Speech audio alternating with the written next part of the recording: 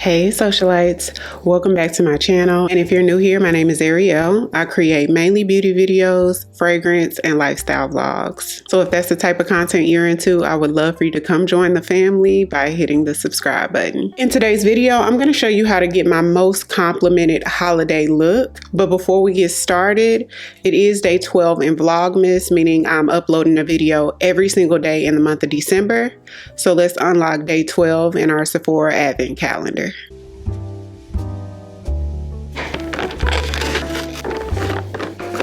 Day 12, we got a Milk makeup product. This is a lip and cheek cream. It twists up. Let's watch it. Okay, it's like a light rose shade. It's in the color Work, W-E-R-K. Every single thing that I'm using today will be linked down below in the description box, including the shades I wear. So be sure to check that out, and let's get into the tutorial.